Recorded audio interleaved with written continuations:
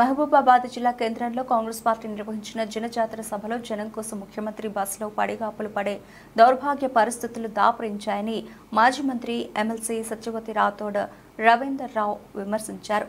మహబూబాబాద్ జిల్లా కేంద్రంలోని MLC Satyavathi Rathod camp కార్యాలయంలో నిర్వహించిన మీడియా సమావేశంలో ఆమె మాట్లాడుతూ 6 గ్యారంటీల పేరుతో ప్రజలను కాంగ్రెస్ ప్రభుత్వం మోసం చేసిందని, కాంగ్రెస్ పార్టీ అధికారంలోకి వచ్చి 132 రోజులైన నేటికి 2 లక్షల రూపాయల రైతు రుణమాఫీలను ఎందుకు మాఫీ చేయలేదని ప్రశ్నించారు. రాష్ట్ర ప్రభుత్వానికి సరైన ప్రణాళిక లేకపోవడంతోనే ప్రాజెక్టులు, జలాశయాల్లో నీరు లేక ఎండిపోయాయన్నారు. రాష్ట్రంలో కరువు సాధారణంగా వచ్చింది కాదని కాంగ్రెస్ పార్టీ తెచ్చిందన్నారు. పార్టీలు మారిన బీఆర్ఎస్ నేతలకు ప్రజలే తగిన బుద్ధి చెబుతారన్నారు. అలాగే మహబూబాబాద్ లోక్సభ బీఆర్ఎస్ అభ్యర్థి మాలోత్ కవితను గెలిపించాలని ప్రజలకు విజ్ఞప్తి చేశారు. ఈ మీడియా సమావేశంలో జెడ్పీ చైర్పర్సన్ అంగూత్ బిందు, మాజీ MLA Shankar Nayak, municipal chairman Rammohan Reddy, BRS నాయకులు పరకాల శ్రీనివాస్ రెడ్డి తదితరులు పాల్గొన్నారు.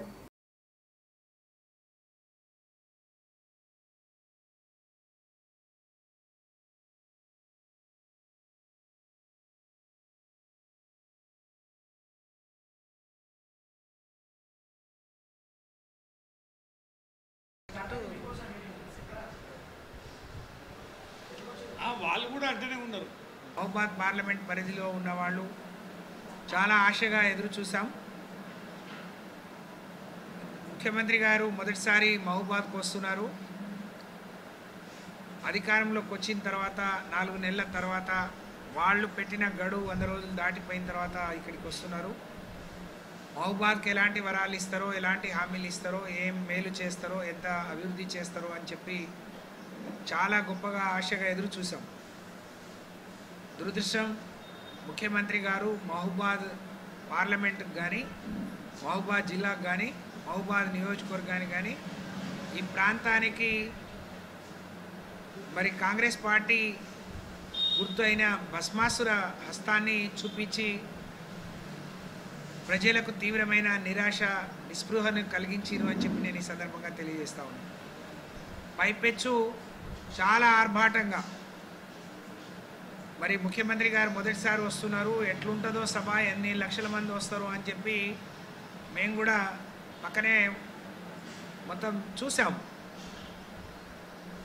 4 నెలల్లో ఎంత మార్పు వచ్చింది ప్రజల్లో, ఎంత కాంగ్రెస్ పార్టీ మీద తిరుగుబాటు వచ్చింది, ప్రభుత్వం మీద ఎంత వ్యతిరేకత వచ్చింది, రేవంత్ రెడ్డి గారి మాటలు ఎన్ని అబద్ధపు మాటలు, అబద్ధపు హామీలని ప్రజలు ఏ విధంగా అర్థం చేసుకున్నారనే దానికి నిన్నటి మహబూబాద్ సభ ఒక పెద్ద ఉదాహరణ అని చెప్పి నేను తెలియజేస్తా ఉన్నాను. ముఖ్యమంత్రి స్వయంగా వచ్చి 1.5 గంట కూర్చుంటే కానీ జనాలు మొబిలైజ్ కాలేదు, మరి జనాలు రాలేదు.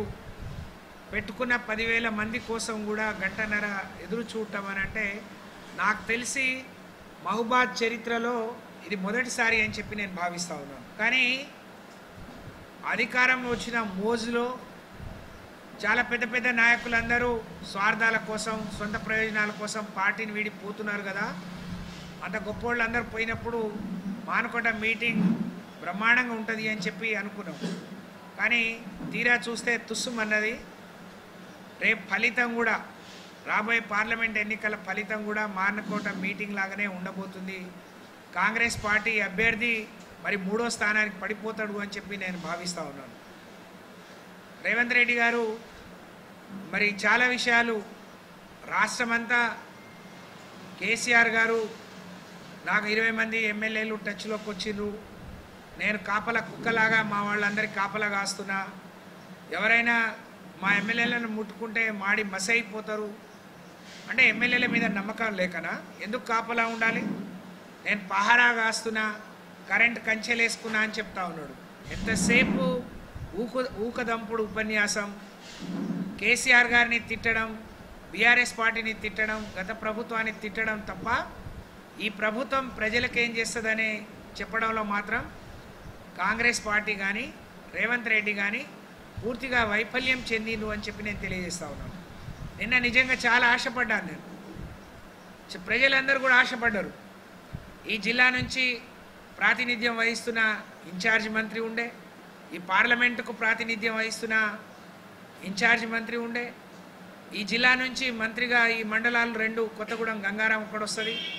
ఈ ఉమ్మడి వరంగల్ జిల్లా నుంచి ఉన్న మంత్రి అక్కడ ఉండే, పక్కనే ఉన్న ప్రభుత్వ విప్ రామచంద్ర గారు ఉండే, ఇక్కడే లోకల్ ఎమ్మెల్యే ఉండే, ఎమ్మెల్యేలు అందరూ వచ్చిర్రు. కానీ వెనకటికి ఎవరు అన్నట్టు ఉన్నది పోయింది ఉంచుకున్నది పోయినట్టుగా నేను చేస్తున్న వాటిని పూర్తి చేస్తామని కానీ కొత్తగా 1-2 ఇస్తామని కానీ ఇవ్వలేదు. ఈ ప్రాంత ప్రజలు, ఈ జిల్లా ప్రజలు గమనించాలి. నిన్న ముఖ్యమంత్రి గారి పర్యటన, బలరాం నాయక్ కేంద్ర మంత్రిగా కానీ ఆ 5 ఏళ్లలో ఎంపీగా కానీ ఈ ప్రాంతానికి చేసింది శూన్యం. 10 ఏళ్ళలో 3 సార్లు ఓడిపోయిన తర్వాత 4వ సారి మళ్ళీ పోటీ చేస్తున్నాడు.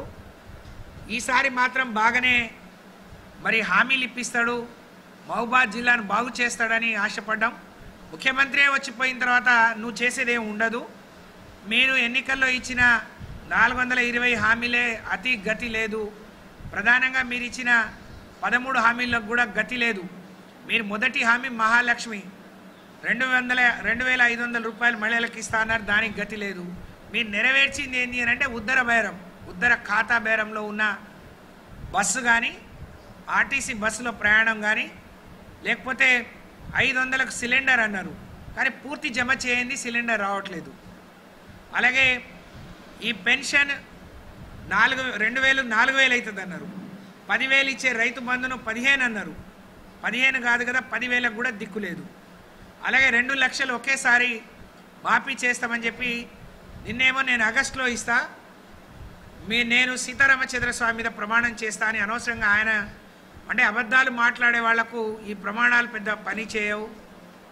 సీతారామచంద్ర స్వామి కళ్యాణం అయితే కూడా రాని వ్యక్తి, మొదటిసారే ఏకనామం పెట్టిన ముఖ్యమంత్రి. మరి కోడ్ ఉంది అని అంటే మంత్రిని ఎట్లా పంపిస్తారు? ఎండోమెంట్ మంత్రి ఎట్లా వచ్చింది? ఆమె కోడ్ వర్తించదా? అన్నిటికీ పంగనామాలు పెట్టడం, అబద్ధాలకు కేర్ ఆఫ్ అడ్రస్ ఎవరైనా ఉన్నారు అని అంటే రేవంత్ రెడ్డి, కాంగ్రెస్ ప్రభుత్వం అనే విషయాన్ని నేను ఈ సందర్భంగా తెలియజేస్తూ, మీకు నిజంగా చేతనైతే ధైర్యం ఉంటే ఇవాళ బీఆర్ఎస్ పార్టీ నుంచి పోయిన ఎమ్మెల్యేలు ఎవరైతే కడియం శ్రీహరి గారు కావచ్చు, లేకపోతే ఇంకే తెల్ల వెంకట్రావు గారు కావచ్చు, దానం నాగేందర్ కావచ్చు, ఎవరు పోయినా మరి మీరు రాజీనామా చేయాలి మీ పదవులకు. ఇవాళ బండి వెంకటరెడ్డి పోయినా నీకు చేతనైతే, నువ్వు గొప్పోడివైతే నువ్వు ఇండిపెండెంట్గా గెలు, లేదా నువ్వు పోయిన పార్టీ నుంచి నిలబడి గెలు. కానీ మా పార్టీ పదవులు తీసుకొని పాలు తాగి తల్లి రొమ్మును గుద్దినట్టు మీరు ఇవాళ పార్టీకి ద్రోహం చేస్తున్నారు. ప్రజలు గమనిస్తున్నారు. ఎన్నికల్లో మా